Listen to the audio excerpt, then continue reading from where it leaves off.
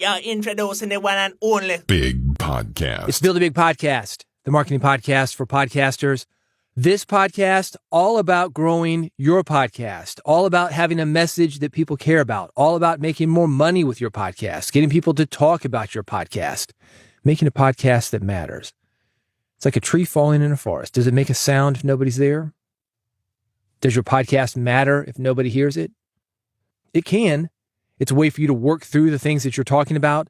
You'll become a better host, but it's not going to make a change if people don't listen. That's why we focus on that, getting more people to your show, making more people care about your message. And you can't do it without resources like money.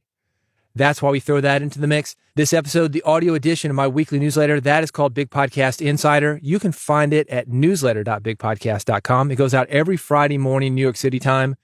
Here's what's in this episode. The magic trick. Sound better than you feel. Spotify for podcasters. The fan study. Joplin, an open source note-taking app. How craving attention makes you less creative. Most podcasters, not you, but most podcasters equal beef-fed cows. Also some classified ads, things that I think will help you to grow your podcast, make more money with your podcast, all the things that this newsletter is about. This episode of Build a Big Podcast brought to you by Riverside.fm, the leading platform to record studio quality, remote podcast and video. Yeah, I'm reading this live. Is the music throwing you off? You thought I was just hitting play? No, never do that, man.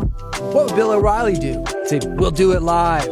If you're doing remote interviews, audio or video, Riverside.fm is a tool to check out. 70,000 people and companies use it. Companies like Spotify, the New York Times. It records locally on each participant's computer. That's what we call a double ender. That's going to get you the highest quality audio and video that you can possibly get. You're going to sound like you were in the same room. It's very intuitive, easy to use. This is the best part about it. You send your guest a link. That link opens up in the Chrome web browser. It's just like going to a website. No additional software for your guest to download. There's an iOS app. You've got lots of options with Riverside.fm. I want you to check it out for free. Here's how to do it. Go to Riverside.fm. You get a couple of hours. That's enough for one, maybe two interviews. Look under the hood, kick the tires, see if it works for you. If you like it, here's a discount code. It's going to get you 15% off. The discount code, Big Podcast, BIGPODCAST. That's Riverside.fm. The discount code, Big Podcast, BIGPODCAST. Hey, quick housekeeping before we get into this. I've got a new daily newsletter. It is available now. The URL for that, daily.bigpodcast.com. These are quick, to-the-point strategies that you can use to grow your podcast, get more people to your podcast, make more money with your podcast. I've got 5 or 6 things that I'm going to cover on this episode, every single one of them about podcasting. So in between these things, you're going to hear this sound. Just like an old school children's audiobook, turn the page, man. We have moved on. If you want to go back, hit the rewind button or hit newsletter.bigpodcast.com. That's where all the links are. Ready? Here we go. The magic trick. Several years ago, a friend of mine mentioned Ramit Sethi to me. At the time, Ramit was known for his book. It's called I Will Teach You to Be Rich. He sold a lot of copies. And one of the reasons that he sold a lot of copies of that book is what I call the magic trick. Here's what my friend told me. He said, he's got a script for getting a raise. I used it. And it worked. My buddy, he's working a job. He wanted more money. He takes Ramit's script in there. He followed the thing line by line. And all of a sudden, he's making more money for the same work that he's doing. A magic trick is something that gives your reader, or your listener in this case, a quick win. It gives your reader hope. For my friend using Ramit's trick, it made him more money. Maybe it gets you out of debt. Maybe it makes you lose weight, build muscle. Who knows? It could be any number of things depending on what it is that you talk about. What is it that your listeners want to do? And what is it that will get them to keep listening to your podcast? Fast forward to today. Speaking of podcasting, Ramit is everywhere. He's got a podcast. I've got it linked at newsletter.bigpodcast.com. If you go to his webpage for that podcast, here's what the headline says. Real problems, real results. And then you see a link to his plan that will help you with your finances. That's a magic trick. You're going to benefit from one of these for your podcast. What is a quick win that's going to help your listeners? Let's talk about some famous radio magic tricks. It doesn't have to be complicated. Delilah, you ever listen to Delilah? She plays love songs, kind of a request and dedication thing. You call Delilah, oh, Delilah, I'm heartbroken. And she'll say, honey, tell me about that. She'll listen to you a little bit. Well, here's a song for you. This is going to make you feel better. It's Friday night, girls' night with Delilah. Hi, good evening. Welcome to the Delilah Show. Who is this? Hi, my name is Paige. How are you? Paige, I am wonderful. What can I do for you tonight? Oh my gosh, it's so exciting to talk to you. I'm 20 years old, and I wanted you to play a song for someone for me tonight. Okay, who are you thinking of? I'm thinking of my boyfriend, Philip. We've been dating for 5 years, and he's just amazing and wonderful, and recently I've been going through a hard time with losing a very important person in my family, and he's just been there the entire time. He's just very special to me. So you sound like the kind of person that your socks always match up in your sock drawer. They do. Uh-huh. You're the kind of person that knows where the lid to your Tupperware containers are. I try. I am convinced there are two kind of people in the world. Those of us that lose lid to Tupperware containers and those people that get really upset if the lid is not put back in the proper place for the Tupperware container. It can be a problem, I agree. Uh-huh. Uh-huh. So, yeah. And you're cute as a button. Thank you so much. I'm so excited to be talking to you. I listen to you almost every single night. Well, thank you for that, and let me find a wonderful song for you. Thank you so much. You have a good evening, Delilah. All right. Good night, honey. That's a magic trick. You have hope. You have somebody to listen to. Maybe it's as simple as that. Dr. Laura, Dr. Judy, all the doctors. The same thing with a different genre. If you've ever listened to local radio on a Saturday morning, a lot of this is paid placement for doctors, lawyers, accountants, basically advice shows. You call it the real estate show. Hey, I'm looking for a house, trying to figure out the down payment. Help me figure out a way to do financing. They give you the answer. That's a magic trick. That gives people hope. Anytime you can deliver hope, that is a magic trick. If you want to see this happen again and again and again, let's go back to Ramit. He's got a Netflix series now. So not only is he doing this on the podcast, he is doing this via Netflix. People come to him, they're in financial distress. He fixes it.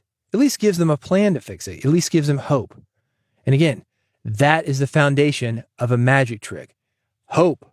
You have this problem, you see a way out of the problem. Because sometimes, as nice as it is to have something instant like my friend had, hey, I used that script, I got the raise, sometimes it takes a little while. Maybe it's a few days, maybe it's a few weeks, maybe it's a few months. But if people feel like they're going to get it, that is enough to get them to stick with you, continuing to listen to your podcast and continuing to listen to you. That book, by the way, I Will Teach You to Be Rich, 17,000 something reviews. That is the level of attention that you can get for yourself when you solve a problem for your listeners and you get them out of pain, or give them hope to get them out of pain. Look at politics. All that is hope. I will do this. I will solve this. This problem will be fixed. It's enough to get people engaged, become fans, donate, buy t-shirts, go to the polls, tell a friend. It's enough. Ramit, a great example of this. All the links at newsletter.bigpodcast.com. Sound better than you feel. Drake Owens from Santa Monica asked, do you have any advice for podcasting with a cold? And I do. Be aware of cold medicine. Be aware of cold medicine. Obviously, when you've got a cold, that type of medicine, it can make you feel a lot better. I like the Theraflu style. It's hot, citrus, honey. Feels great on your throat. It's like any cold medicine at daytime and nighttime, maybe alcohol in it, something that makes you a little bit drowsy.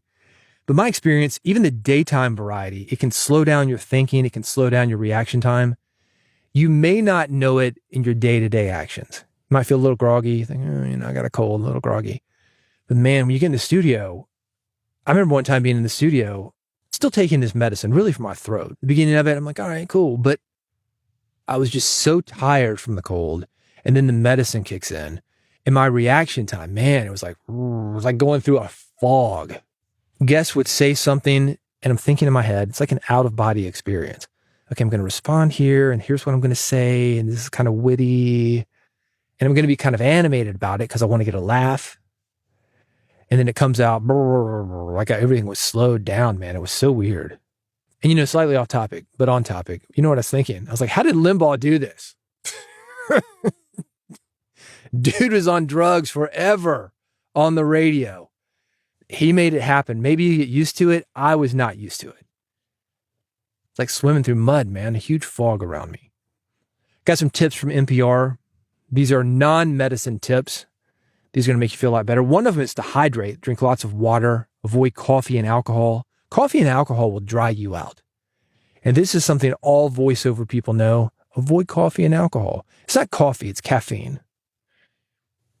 Anything that's going to dry you out, that's going to be an issue for you, especially if you've got a cold. Gargle with saline. Add a teaspoon of hydrogen peroxide per cup of saline if you're losing your voice. Do not swallow this, by the way. Drink tea. That's why I like the Theraflu. It feels like tea to me. It's warm. NPR recommends blends with slippery elm bark. That's going to soothe the throat. Maybe some Manuka honey. I don't know about that. I've used honey before. Yeah, and it feels good. One thing about honey, though, I'm talking about just a little bit in your tea. I found that it can be kind of sticky, kind of thick. Singers do it. There's a tea blend called Throat Coat. You might find that helpful. The next thing they recommend, focus on resonance. Aim your voice at the front of your face, not the back of your throat, to sound less sick. Do you know what that means? I studied music in college. I think I know what it means, but maybe not. Some people are throaty, like an Alex Jones kind of thing, Wolfman Jack. Back in the back of your throat, that's not going to be good for you. If you've got a throat that feels like chopped meat, and honestly, if you're speaking like that, that might be adding to throat irritation. I saw this with singers a lot. You got to learn how to work your voice as a singer, as a narrator, voiceover person, podcaster, broadcaster. You're probably already doing that. So hopefully this means something to you. Aim your voice for the front of your face, not the back of your throat, to sound less sick. I think what that does, at least for me, when I do that, it opens up the back of my throat. Take that for whatever it's worth. They say, get the phlegm out. Yeah, no shit. Clear the mucus from your nose with a neti pot or saline spray to defeat post-nasal drip. A neti pot. Looks like a little genie bottle. You put salt water in it. You pour it in one nostril. It goes up in your head and it comes out the other nostril. If you do this, do not breathe through your nose. Breathe through your mouth as you were doing it. I used to do this religiously every day for years. It does work. Funny story about it. I went to the dentist and they had this 360 x-ray machine they put you in there. Man, we really should do this. Look up in your head, make sure there's no cavities coming down from your brain into your mouth, something like that. Anyway, it's a better x-ray for my entire head than just my mouth. So I do this thing and the woman says, I have never seen sinuses as clear as yours. I'm in Nashville. We are in a bowl. There's something like 8 different tree varieties here that add to allergies. Native Americans, when they were here, they actually didn't settle here. They would use this as a trading post because of those allergens. It was so bad. But anyway, next to a river, some other people came in. Yeah, we're here now. Neti pot helped with that. So if you're having issues with sinus stuff, it might work. And NPR says you will also reduce phlegm. Neti pot. It's scary. You're going to feel like you're drowning if you breathe through your nose when you're doing it. Breathe through your mouth. Trust me on this. It's like waterboarding, but it works. What do you do when you've got an important interview and you don't want to cancel? I want to know. Reach out to me, Mastodon, Blue Sky, Threads. I've got all those links to reach out to me and this list of ways to sound better than you feel at newsletter.bigpodcast.com. Spotify for podcasters. From peak listening hours to the most prominent discovery methods, Spotify's fan study insights can help you refine your creative process, connect with fans, and grow your podcast. Here are some things that I thought were interesting. 1, in general, evenings are the preferred time to consume video podcasts. Radio and television people have known this forever.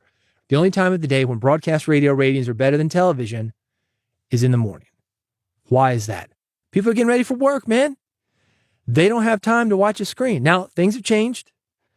We're carrying around a screen in our pocket, for one, and a lot of us seem to be hardwired into it. But that's still an opportunity for audio. So if you want people to listen to your podcast, and if you've got a podcast that will be better in the morning, we'll get into that in a second, there's an opportunity for you there, even with Spotify, even with younger people, because that's who's listening to podcasts via Spotify. Education and wellness related genres, they peak in the morning. Well, definitely wellness, right? Yeah, man. Those are the kind of people who wake up early. Those are the people that want to control their days, eat healthy, be deliberate. That type of content, you do it when you get up. You do it on the way to work, on the way to school. That's why educational is there too. Who are the type of people that want to learn things? The deliberate people. People who are going to search things out, not just be passive in their listening. Entertainment and family content is more popular later in the day. That's when you've done your work, you've done your school, all that deliberate stuff. You just want to chill, man. Relax. Take a load off. Not think too much. This is important. Listeners want to engage with you, and they love it when it gets personal. Podcast, 20, 30 minutes long, not a thing, right? Where else do you get that kind of attention on the internet? TikTok, 60 seconds. Instagram, scrolling through. Threads, Mastodon, scrolling through. YouTube, first 30 seconds, not into it. Click on something else. But podcast, 20, 30 minutes, that's a huge difference. And when you spend that much time with listeners, listeners get connected with you. So they love it when you get personal. They want to interact with you. This is another thing Spotify found. The interactive Q&As, that keeps your listeners coming back for more. I just did one of these. Drake Owens from Santa Monica asked that. Do you have any advice for podcasting with a cold? Yeah, I do, Drake. I've been trying to do more of those on here, also on the daily newsletter, daily.bigpodcast.com. If you got a question, send it out to me. You know how to get me. Mastodon, Blue Sky, Threads. If you want those links to reach out to me, see more of this study, see this list of things that I'm mentioning, newsletter.bigpodcast.com. Let me give you one more thing. This may be the most important thing if you're looking to grow your audience. How do you grow a podcast audience? Is it SEO? No. Is it online discovery? No. It's offline, man. Friends, family, and favorite podcasters are the recommendation trifecta. And you might say podcasters, listening to podcasters, have them tell you about their favorite podcast. You might say that's not offline. And I would say, yes, it is offline. You get the podcast online, but you're listening to it way away from a computer a lot of times. Yeah, maybe your phone, but you're at the gym, you're driving, you're walking, you're cooking, you're doing other things. Most of us are learning about podcasts away from our computers, friends, family, and other podcasters. Maybe not a recommendation from a podcaster. Maybe it's because you appeared as a guest on that podcaster's podcast. Again, I got all this stuff written out. If you want to reach out to me with a question, Mastodon, Blue Sky, or Threads, I've got all the links, newsletter.bigpodcast.com. Joplin, an open source note-taking app. Do you use Evernote? I use something called NoteJoy, and I like it. Never an Evernote fan, but Joplin, pretty compelling thing. I love open source software. If you listened to this podcast before, you know I love Audacity. I think it is incredibly empowering to have open source software that we can record and edit with. I'm recording with Audacity right now. This episode, edited on Audacity. And it's free. How great is that? I use it even though I've got Pro Tools. I don't need Pro Tools for this, man. Audacity. I love open source. There's something very powerful about it. I love it that anybody can add to it to make it better. The free access, though, man, that's it. That is it for me. And you do this in a way with your podcast. Your podcast is free. Free access to somebody. Give it to them, man. You can make the money on the back end. Joplin's done that. They've got a paid option. We'll talk about that in a second. Here's the deal. You got to organize your podcast. You're taking notes. You're outlining episodes, throwing out questions that you want to ask your guests. How are you doing that? Evernote? If you don't like the new Evernote, maybe you're like me, you love open source software. Joplin is an option for you. It's open source. It allows you to capture your thoughts and securely access them from any device, from your phone, from your computer. That's the paid option. If you want secure storage, that's an option for you. But if you just want to get it locally, it is completely free. I've got the link, newsletter.bigpodcast.com. Like I said, Audacity, hard to beat it because we can record and edit with it. But Joplin, yeah, man, also important. Got to organize your podcast before you can record it. What is your favorite open source podcasting tool? Let's open that up. I'd love to know. I'd love to feature more of those tools here. Let me know. Mastodon, Blue Sky, and Threads. You want that link to Joplin? I've got it. Newsletter.bigpodcast.com. How craving attention makes you less creative. Quick side note, as a podcaster,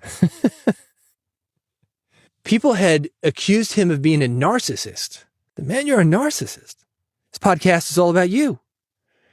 He said, no, I'm not a narcissist. I said, all right.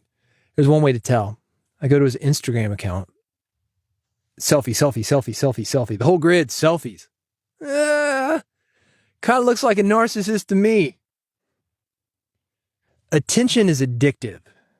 And I've got an important video for podcasters.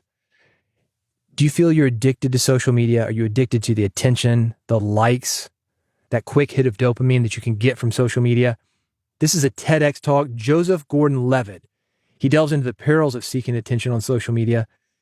He says being addicted to getting attention is a real issue, and he compares it to any form of addiction, stating that once you've got that itch, you will never be satisfied. I've seen this in the music industry. I've seen it even more recently and even more intensely with social media, with reality television, viral videos. It's one thing, I think, for musicians, for broadcasters, for people who have done a lot of work on the front end before anything ever took off. But it is another thing entirely before somebody has done that work to have attention. It's almost like the cart before the horse. If you're getting a lot of attention after having done a lot of work, creating a book, creating a podcast, a radio career, broadcasting for 10, 20 years sometimes before anybody paid attention to you, you think, okay, I've done this work. It's finally paying off. I can see why I'm having the success that I'm having now. But if you haven't done that work and you get the instant attention, I can understand why you might buy your own hype. Oh, I'm the best. I'm the reason behind all this. Okay. You don't really have that foundation that you've built upon. It's all attention with nothing under it. So it can get quite messy. And I think the mess that we're in with social media, and he talks about this on this video. If you get on social media now, it's not just your friends. It's not just social. There are ads from companies that have tracked you from site to site to site. They know what you're into, and you're going to start seeing that stuff. My wife works as a photographer and does a lot of photo shoots from our house. And the day after a photo shoot, this is interesting. We'll have a crew over here, 4 or 5 people, 6 people, always on their phone. And we've got a public Wi-Fi in my house. Same IP as ours. They get on our Wi-Fi. They share, they send files, they do social media. And the day after, always, a different round of ads shows up for me. A lot of women, some seeing makeup, girl stuff. And these ladies, when they're on the network, they're probably seeing the stuff these companies are pitching to me, a 50-year-old guy. All right, here's some ED pills, hair loss. Oh, you got low T? Like, what is low T? I'm a 20-year-old girl. Prostate, Here, have some Flomax, lady. Regardless, social media is amazing and also kind of scary at the same time. It's like a lot of the technologies that we have. Can you benefit? Yeah, kind of, but there's also a downside. This is a good video. It's going to help you think about your creativity, because if you get addicted to getting this attention on social media, it starts changing the decisions that you make and what you publish. I mentioned going to this guy's Instagram and seeing selfie, a grid of selfies. You could argue that it is affecting his creativity. I'll just do another selfie video. And he's not getting it because he's involved. He's thinking, oh, they're liking me because my big face is in this camera. He's getting that hit. He's not actually helping people. His business isn't growing because of it. Anyway, think about it. How do you handle social media? Reach out to me, Mastodon, Blue Sky, Threads. Again, all the links, newsletter.bigpodcast.com. Most podcasters equal beef-fed cows. It is very common to look around to see what other people in your industry are doing, and you copy them. For example, you're a podcaster with a nice sounding podcast, and because you want to sound good as well, you buy the same equipment that podcaster uses. That's fine. It's helpful to copy things that work in your industry rather than reinvent the wheel. I talked about Joplin, the open source note-taking app. If it works for one guy to take notes, it might work for you. Great. But the problem is when everybody's copying the same things and you don't realize that this is happening. There's that story about the jeweler who's got a clock in the middle of the town square. And he sets the clock to the factory whistle.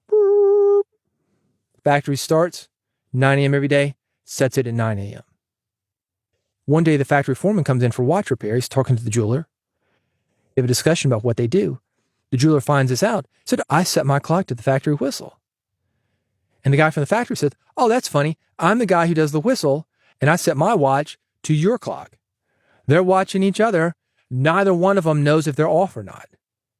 As podcasters, we have a tendency to get in the same situation. Anybody can. You're watching them, they're watching you. You don't know what each other's doing. That's why it's good to look at other industries. Probably the best example of this in podcasting are podcast guest pitches. There are companies that you can hire to pitch you. And from my experience, most are using a very similar template for each of their clients. And because so many people are on the receiving end of those templates, more and more people see them, more and more people copy them. So you could have had somebody at the top that made a bad decision. This thing gets passed around. All of a sudden we think, oh, this is the way to do it. I get so many of these things. They're the same thing. The exciting entrepreneur is a very exciting entrepreneur. He's exited his business. What does that even mean? I mean, I know what it means, but they don't give me any details. He made a lot of money and exited. Okay, great. Or the growth hacker. He's a growth hacker. Okay, yeah, growing what? Book authors. To break down one of these pitches, it's usually pretty generic. What somebody will do is they will go to your podcast and they will find maybe an episode or two. I loved blank, blank, blank, the title of this episode. It really helped me to blank, blank, blank. They just make something up. Then they will say, well, I've got this exciting entrepreneur or this growth hacker or this guy who exited, and he has been on the following podcast. And they'll list 5, 10 podcasts that this person has been on. Most of the time, it's the low-hanging fruit podcast that'll say yes to everybody. This is one of the reasons for you not to do certain podcasts. Because if people see you on that podcast, it's going to hurt your reputation. You don't see Meg Ryan doing community theater. I talked about Gene Simmons pitching him to come on my radio show. Nope. Gene only does national. Today's show, yeah, cool. MTV, something like that, yeah, Gene's in. Your station, no. Well, we're on a few stations. Nope, not unless it's national. He doesn't want to be known as that guy. So think about that when you say yes to a podcast. And as a podcaster, what can you do to be a better podcast host so you can get people to say yes to you? I'd love to know your bad pitch stories. You got some? Let me know. Mastodon, Blue Sky, or Threads. Got more thoughts on this? Newsletter.bigpodcast.com. Classified ads for you. Swell AI automates writing podcast summaries, articles, social posts, and more. Manage multiple shows in one dashboard. You can build custom templates for each show, and it connects with Google Drive, Dropbox, or Zoom, so everything is automated. You can get started for free. If you don't like to write episode notes, or you want to start with a foundation that you can edit, Swell AI makes it easy. I've got a free offer for you linked at newsletter.bigpodcast.com. Book like a boss. Speaking of automation, booking for podcasters, how great would it be to automatically book your podcast guests? Well, you can. If you're tired of missing guest interviews, Book Like a Boss will handle all the little details when it comes to guest booking, automating scheduling, automatic reminders, including text messages that get sent to guests. It integrates with all email, all calendar software. You can try it free, newsletter.bigpodcast.com. Final thought for you, when you are ready, this is how I can help you even more. If you like the newsletter, you're going to love Big Podcast AMP, the audio monetization program. It's a personal coaching program that's been designed to help you do 3 things. The things that this podcast helps you with. Grow your podcast audience, get more people talking about your podcast, and make more money with your podcast. But we go deep. It's you, it's me, it's other podcasters that are all working just as hard as you are. If you want to make a podcast that makes a difference and makes you money, AMP is for you. I've got it online. It's bigpodcast.com/AMP, A-M-P, bigpodcast.com/AMP. Thanks for listening to Build a Big Podcast. I've got some great episodes coming up. The next one, I've been talking about this for a minute, and I've finally edited it. It's actually a 2-parter. Dan Hughley from Focusrite. Part 1, we talk about setting the stage in the studio to get a great interview, what you have to have for your guest to be comfortable, to get a great performance out of your guest and great performance out of you. How do you handle the business of podcasting with the creative elements of podcasting? That's what we talk about in part 1. Part 2, that is the technical element of recording great interviews, sounding great on your podcast. What would you do if you only had $500? I asked that to Dan. We go through it step by step, the equipment that you need to make your podcast sound great for only $500. Parts 1 and 2, you're going to get them both when you subscribe to this podcast. Bigpodcast.com/subscribe. That is the subscribe link. You can subscribe for free. I've got an iPhone button. I've got an Android button. I've got an RSS button. I've got a QR code that you can scan. I've made it very easy for you to subscribe to Build a Big Podcast and never miss an episode. The URL again, bigpodcast.com/subscribe.